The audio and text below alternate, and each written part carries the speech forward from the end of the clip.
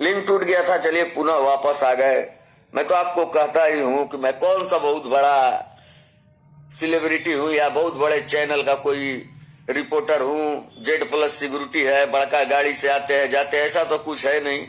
आपके बीच का लड़का है, आप लोगों से प्यार करते हैं और अपना जो काम है वह करते हैं। पत्रकारिता जीवन में मैंने 14 बरस में एक चीज सीखा है कि कॉरपोरेट के हाथ में जब से यह मीडिया जगत आया है, इसमें आपके टैलेंट की, आपके ईमानदारी की, आपके स्वाभिमान की, आपके कर्तव्यनिष्ठा की जरा सा भी वैल्यू नहीं है।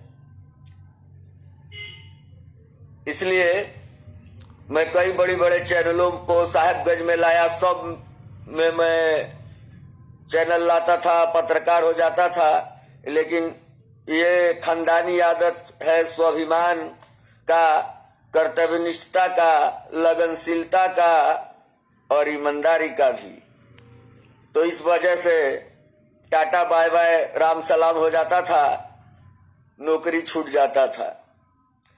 घर का लोग भी बड़ा चिंतित रहता था कि मेरा लड़का का होगा का, बड़का बड़का चैनल में ज्वाइन कर लेता है, सब लोग जानने लगता है, लोग इसके चैनल को देखने लगता है, इसके वजह से तब तक इसका नौकरी छूट जाता है। बड़ा चिंतित, 4-5 गो चैनल में 2-2, 3-3 साल काम करने के बाद नौकरी छूट जाए। हम बोले कि अब नौकरी नहीं करेंगे। सरकार का नौकरी का प्रयास किए, 1, 2, 3 नंबर से 3 गो एग्जाम में नहीं हुआ, चौथा बार किसी चीज का फार्म में नहीं भरे। मेरा घर वाला लोग बड़ा परेशान, शो के वजह से, आपके प्यार के वजह से मिर्जा चौकी से कोटाल पोखर तक का सभ्य आदमी चिंता है। एक भी आदमी ऐसा नहीं है जिससे आप पूछ लीजिए कि हु इज दिस फेलो निर्भय कुमार ओझा। आप निर्भय ओझा को जानते हैं, कौन है यह आदमी? आपको जवाब मिल जाएगा कि हम क्या हैं। लेकिन अब जाकर पूछिएगा उन लोगों से जिनको हम बर्दाश्त नहीं होते हैं, तो वह आपको क्या कहेगा। इसीलिए अपना विवेक से काम करना है। और मैं आज आपसे जो मैं जुड़ा हूं, इसका विषय है, मैं आपको बता दूं, मैं एक वीडियो वगैरह अभी लाइव स्ट्रीम में आपको दिखा दिया था, आप उसमें देख लीजिएगा। इसको मैं 1-2 दिन में ठीक कर लूंगा, ठीक है? काहे कि हम तो सीख के ही सब काम किए हैं। कहाँ ट्रेनिंग लेने गए थे? हमको सुधीर चौधरी ट्रेनिंग देंगे है कि हमको रवीश कुमार ट्रेनिंग देंगे? जब से लॉकडाउन कोरोना आया है, मैं तब से भारत का एक भी न्यूज चैनल नहीं देखा हूं, यह मैं दावा के साथ कह सकता हूं। नहीं देखता हूं क्योंकि मैं जानता हूं कि यह केवल आपको भ्रमित कर देंगे, आपका दिमाग खराब कर देंगे, आपको कहीं का नहीं छोड़ेंगे। इनके पास वो सटीक चीज नहीं है, वो दवा आपको नहीं दे पाएंगे जिससे आपको कुछ फायदा हो। वह आपका दिमाग में भूसा भर देंगे, आपके दिमाग में नकारात्मक बातें भर देंगे, आपको अपने धर्म की बात कहेंगे, आपको दूसरे धर्म से लड़ाने की बात करेंगे। आजकल ये सब खूब जोर शोर से चल रहा है। मैं विगत 2 साल से इंडिया का एक भी न्यूज चैनल नहीं देखता हूं और खुश रहता हूं। इतनी परेशानियों से गुजरता हूं, कभी कभी लगता है कि क्या होगा। अपने कमरे में उदास रह जाता हूं, लेकिन दुनिया के सामने मैंने कभी अपने चेहरे पर उदासी नहीं दिखाया, क्योंकि यह दुनिया आपके चेहरे पर उदासी का इंतजार करता है। जिन्हें आपके जवाब नहीं दे रहे हैं, वह आपका इंतजार करते हैं कि किस दिन आपके चेहरा लटका रहे और आपके चेहरे पर 12 बजे कि वह नकारात्मक व्यक्तित्व आपके बारे में 2 नकारात्मक शब्द गढ़ सके। ऐसा मौका आप भी कभी किसी को नहीं दीजिएगा और मैं तो एकदम नहीं देता हूं। चलिए आज के मुद्दे की बात पर आते हैं। आप मुझे एक बात बताइए कि अगर कोई व्यक्ति के किस्मत में जीवन भर संघर्ष करना ही लिखा है, तो वह जीवन भर ही संघर्ष करेगा। बीच में उसके संघर्ष के दिन थोड़े दबेंगे और वह चैन की सांस लेगा, और फिर कुछ वर्षों के बाद उसे इसी तरह का कुठाघात मिलेगा और संघर्षशील जीवन की लड़ाई शुरू हो जाएगी। जी हाँ, मैं बात कर रहा हूँ साहेबगंज के सब इंस्पेक्टर स्वर्गीय लालजी यादव की। लालजी यादव, आज मैं दिन भर उनके गांव में रहा। 12 बजे के लगभग मैं गया और 4:30 बजे मैं वापस आया। पूरा गांव ही नहीं, मैं जैसे ही उनके गांव के मोड़ से आगे बढ़ा, मुझे लगा पूरे गांव में मातम पसरे हैं। जितने भी लोग सड़क पर मिल खड़े थे या गाय चरा रहे थे या भैंस चरा रहे थे, सभी की आंखें नम थी और उनके मन में एक ख्याल आ रहा था कि आखिर इस बच्चे के साथ हुआ क्या होगा, जिसने जीवन भर संघर्ष कर अब अपने परिवार और लोगों की स्थिति को बदलने की ओर अग्रसर हुआ था। मैं उस दिन भी गया था जिस दिन उनका शव यहाँ आया था, लेकिन मैं उस दिन उनके परिवार के किसी लोगों से बात नहीं कर सका था। इतनी भीड़ थी, मेरी भी आंखें नम थी, क्योंकि मैंने भी उस लड़के को बचपन से अपने गांव में देखा था।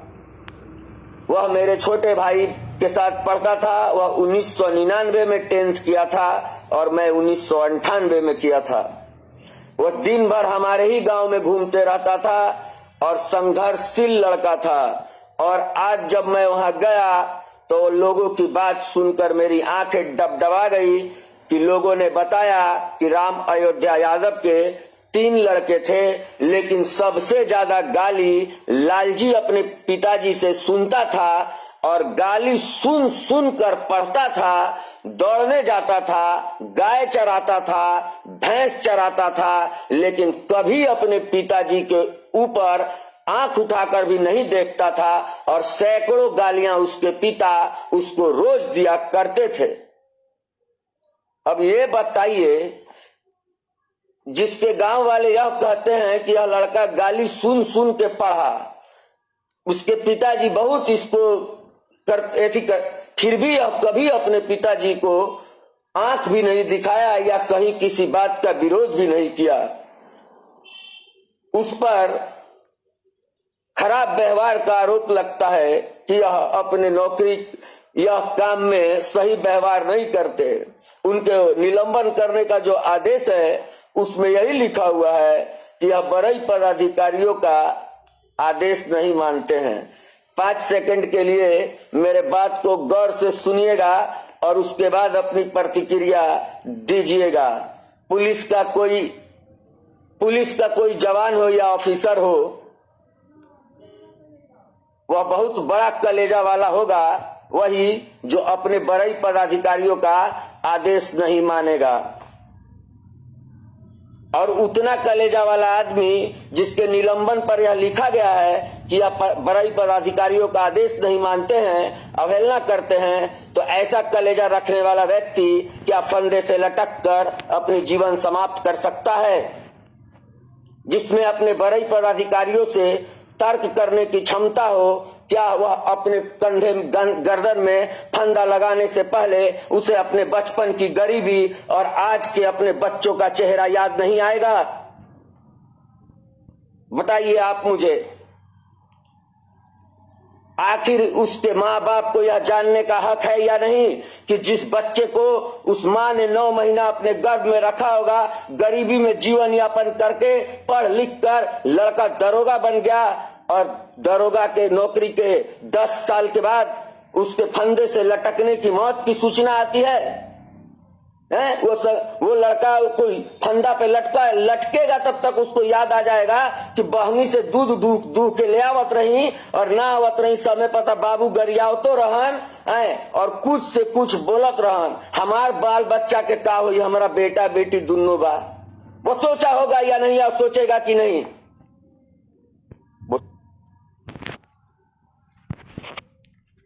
नहीं और सोचेगा कि नहीं, वो सोचेगा। और जो कलेजे वाले होते हैं, जिनमें मुकाबला करने की ताकत होती है, जिनमें स्वाभिमानता होती है, कर्तव्यनिष्ठता होता है, वह इस तरह का हरकत कभी नहीं कर सकता है। यह मेरा विचार ही नहीं, दुनिया के बड़े बड़े किताबों में भी आत्महत्या पर आप कर लीजिएगा, उसमें यही लिखा हुआ है कि जो अंदर से ओवर कॉन्फिडेंस हैं, जिसको लगता है कि वह लड़ सकते हैं, मुकाबला कर सकते हैं, वो कभी सुसाइड नहीं कर सकते हैं। यह आप लिख लीजिए।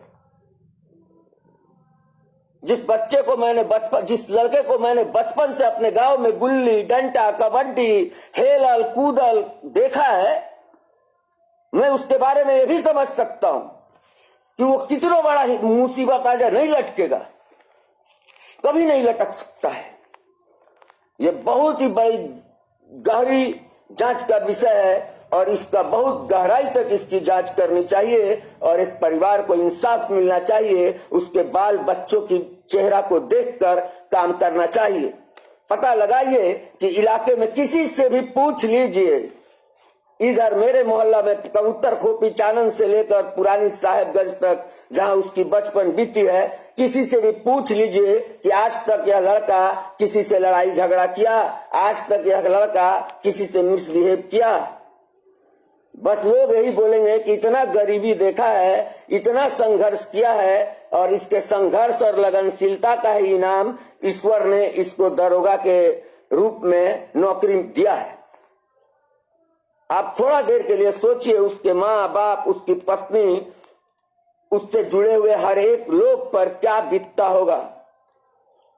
एक माँ यह जान भी नहीं पा रही है कि मेरे बेटे का मौत का सच क्या है। सस्पेंड के कारण मानसिक रूप से उनको बताया गया है कि हो सकता है मानसिक रूप से परेशान हो, सस्पेंड थे। मेरा माय गांव पुलिस है, मेरे पापा खुद थानेदार से रिटायर किए हैं। पुलिस सस्पेंड होने से डरता है। अभी आप किसी पुलिस का शिकायत कर दीजिएगा कोनो बात से, तुरंत अगर एसपी है कि नहीं गलती क्या, तुरंत आपको सस्पेंड कर देगा, तो लटक जाइएगा। पुलिस में वर्दी का नौकरी में, आर्मी नहीं अर्धसैनिक बल का मैं बात नहीं करूंगा, स्टेट पुलिस का मैं बात करूंगा। स्टेट पुलिस में अभी भी मैं आपको बता दूं कि अगर पूरा झारखंड का ही आंकड़ा निकाला जाएगा तो पूरा राज्य भर में 500 कांस्टेबल अफसर तो जरूर सस्पेंड होगा, ये पूरा राज्य भर में। तो पुलिस सस्पेंड से घबराता है और ऐसा लड़का सस्पेंड से फांसी लगा लेगा। देखिए, इसका भाई जांच मुख्यमंत्री जी को कराना चाहिए। मैं उसका पूरा गांव रो रहा है एकदम, हम बोल रहे हैं ना, जो आता है, आज मैं दिन भर वहां था, जो आता है वो रोने लगता है। रोने लगिएगा, उसके बच्चे का चेहरा देखिएगा, आप भी रोने लगिएगा। उसकी माँ का चेहरा देखिएगा, आप भी रोने लगिएगा। मैं आज दिन भर वहां रहा।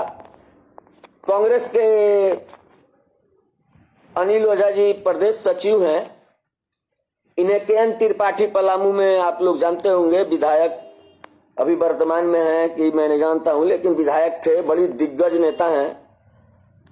इन्होंने परिजनों से बात किया, कई बातें हुई। अनिल ओझा जी भी, उनके लोग बहुत देर तक वहां वो बैठे, कई तरह से बात हुई।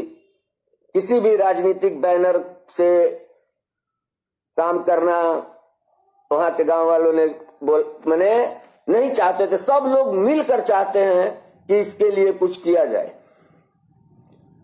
और मैं, जहां तक मुझे उम्मीद है कि इसका झारखंड सरकार पूरा अच्छे से इसकी जांच कराएगी।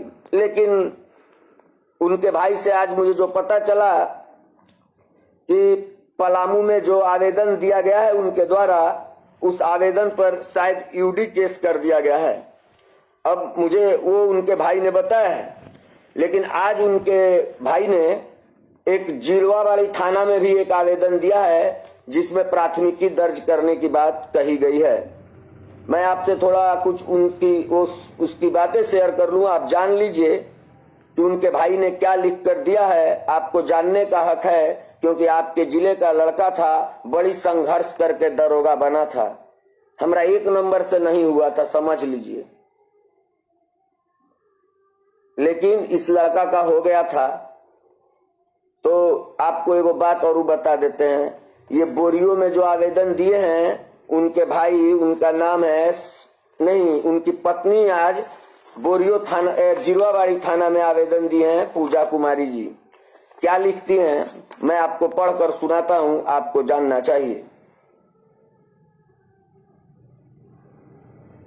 ये लिखती हैं, सबनीय निवेदन है यह है कि मैं पूजा कुमारी, पति स्वर्गीय लालजी यादव, ग्राम पुरानी साहेबगंज, पोस्ट थाना साहेबगंज, जिला साहेबगंज, झारखंड का अस्थायी निवासी हूं। कहना यह है कि मेरे पति लालजी यादव ने आत्महत्या नहीं किए हैं, यह बिल्कुल साजिश के तहत हत्या है। मेरे पति जो नावा बाजार थाना में थाना प्रभारी के रूप में पदस्थापित थे, उनको पुलिस अधीक्षक पलामू के द्वारा कुछ दिनों से अवैध गिट्टी लोड ट्रक एवं ट्रैक्टर को चलवाने के लिए कहा जाता था और अवैध वसूली कर मुझे दो, अगर अवैध वसूली कर नहीं देते हो तो तुमको निलंबित कर तुम्हारी हत्या करवा देंगे।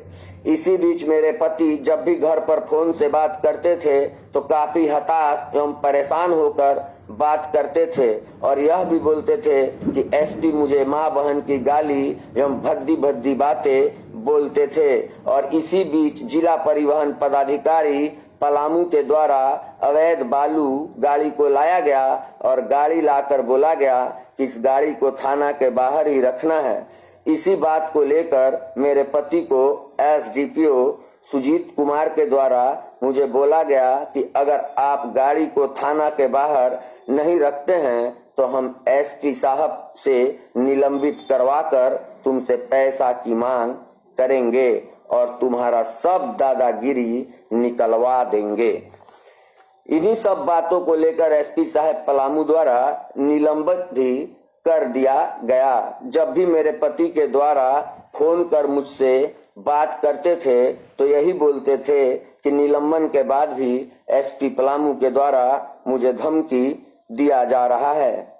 इसी बीच एसपी साहब द्वारा मेरे पति को निलंबन से मुक्त करने के लिए 10 लाख रुपए का मांग किया जाने लगा और एसडीपीओ सुरजीत कुमार के द्वारा भी मेरे पति को बोला जाता था कि तुम अगर 10 लाख रुपया एसपी पलामू को दोगे तभी तुमको निलंबन मुक्त कर दूसरे थाना का प्रभारी बनाया जाएगा, अन्यथा तुम्हारी हत्या भी करवा दी जाएगी। घटना के दिन दिनांक 10/1/2022 को समय 8:19 में मोबाइल पर बात किए थे और उपरोक्त वर्णित बातों को दोहराते थे। संपूर्ण घटना में ऐसा प्रतीत हो रहा है कि हर संभव ही इन्हीं तीनों ने लोगों के द्वारा पुलिस अधीक्षक पलामू, जिला परिवहन पदाधिकारी था कि तुम अगर 10 लाख रुपया एसपी पलामू को दोगे तभी तुमको निलंबन मुक्त कर दूसरे थाना का प्रभारी बनाया जाएगा, अन्यथा तुम्हारी हत्या भी करवा दी जाएगी। घटना के दिन दिनांक 10/1/2022 को समय 8:19 में मोबाइल पर बात किए थे और उपरोक्त और किसी का बेटा फंदा लगा के मर जाएगा तो उसके घर वाले को नहीं बताया जाएगा, सबसे पहले उसके घर वालों को ही बताया जाएगा, परिजन के सामने ही डेड बॉडी उतारा जाएगा। मैं आज वीडियो देख रहा था, स्वर्गीय लालजी यादव जी का फंदे से लटका हुआ 100 को जो उतारा जा रहा था, मैं वो वीडियो देख रहा था। मैंने अपने एक वीडियो में वो लगा भी दिया है, मैं अपने पूरा वीडियो लगा दिया है जो उनको उतारने का जो था, मैं लगा दिया था कि दुनिया को यह देखकर पता चले कि मरने वाला व्यक्ति अपना मोबाइल चार्ज में लगाकर मरता है। आप उस वीडियो को देखिएगा, उनके कमरे में हर एक चीज उस व्यवस्था से रखी गई है कि सुबह उठकर उसका इस्तेमाल करना है। मोबाइल चार्ज में लगा हुआ है, जग मग में पानी रखा हुआ है, है। मफलर मेरा से जितना ऊंचा इधर पंखा है 15 फीट जमीन से होगा कम से कम पंखा।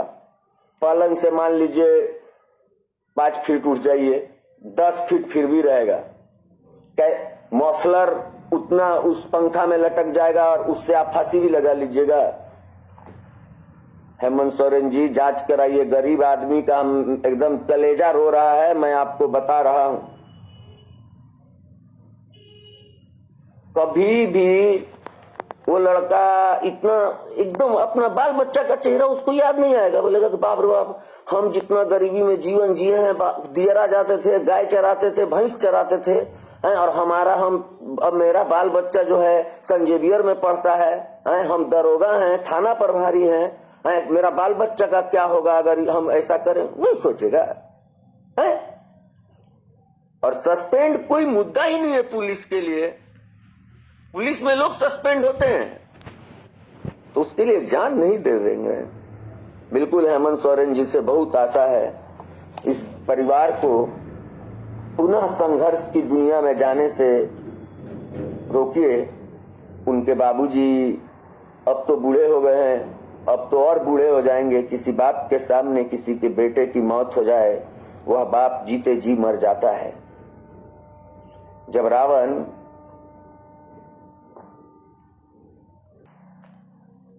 तो इसीलिए रावण उतना विद्वान था, वो लक्ष्मण को ही ज्ञान देख के चला गया। लालजी यादव इतना आसानी से हार मानने वाला लड़का नहीं था। मैंने यह महसूस भी किया था। मेरा गांव का लड़का था भाई, पुरानी साहब, उसका दिन भर यही गांव का स्कूल में ही पढ़ता था और दिन भर बगीचा था बड़का, चुकी इधर ही लोग रहता था।